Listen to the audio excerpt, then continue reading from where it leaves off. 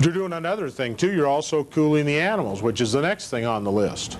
So they're also, they're able to keep the stockyards cool during the real heat of the summer, and also keep that dust down. If you've ever been around a cattle yard, you will know that you can create an unbelievable dust bowl as well. Yeah, the smell's pretty bad too, but the dust can be just unbelievable. And it's real hard on the respiratory system of the animals. That's really, you're protecting them way more than the human. They figure the human can protect himself, but the animals, they're just gasping and all that dirt and stuff. It's really hard on them. We also see dust control on open pit mining, where they're having all their piles of debris off to the side. As they strip the top soil off of those open pit mines, they have to be able to get those reestablished and revegetate them, but also keep the dust down on them. And other parts of the mining operation. Also in construction, dust control is huge. They developed Columbia Point Golf Course out here at Richland, and it was the last 2 years they put it in. And they had many thousands of dollars worth of fines by the EPA because of the fact that they did not have a dust suppression system in their construction.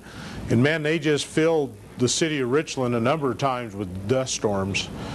And the people really got upset about it, and enough complaining went about that they ended up having to pay quite a substantial amount of fines and try to rectify their problem. They just, they didn't get that sprinkler system running soon enough and good enough to anchor all of the sand that they were pushing around. So it can become a real issue, especially when you get around living communities where people are. People, if they don't like what's going on around them, they're going to complain. And boy, that's a guarantee right there. And just a little water can solve that problem. You get dust wet, it will not blow. Cooling of animals and buildings. You can get basically the swamp cooler effect with irrigation. Now, you don't cool a building by turning sprinklers on inside the building. What you do is you can run them on the roof. There's lots of poultry operations. Heck, I even know guys in this area, it gets pretty hot in the summer around here. And if you're working in one of these metal shops, it can get really hot. A lot of the farmers in this area have sprinklers up on the roofs of their metal shops, and when it starts getting hot, they just turn the sprinkler on, and they create a little evaporative cooling, and it also cools the roof off. You just draw the temperature down on everything. And the same thing would work for if you had a large chicken house set up that way, or hogs, or any of these critters that you're keeping confined inside buildings during hot summer days. Water the roof and keep the air moving through the place, and you can really keep the temperature down in a building. So it's a way to help. Or you can outside just spray down the animals every so often, like they do in a feedlot.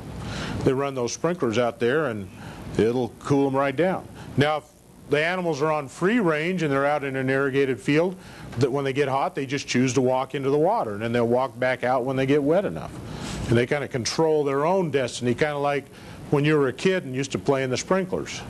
It's awful hot, go run in the sprinklers for a minute or two, and then run back out and play for a while, and get hot again, you run back in the sprinklers. You kind of create your own air conditioner that way. Earthfill construction, if we're into road construction, generally speaking, they run water trucks, or they can set up sprinkler lines. As they're putting down layers of soil in a road bed to create a base, before they start putting the rock down, they need to compact, take all the airspace out. They're trying to destroy the porosity of that ground. They're trying to squish all the air out of it. Well, they get it wet enough, but not too wet, so that they can compress and compact that ground to make a road base. Or even in earth construction dams or little terraces that you might have in waterways. You could use that process as well. And set up sprinklers to do the watering instead of having to drive water trucks in and through the operation. I actually saw interstate area where they were using sprinklers on an interstate as they were building it, which generally they did, on these big construction projects, they use water trucks.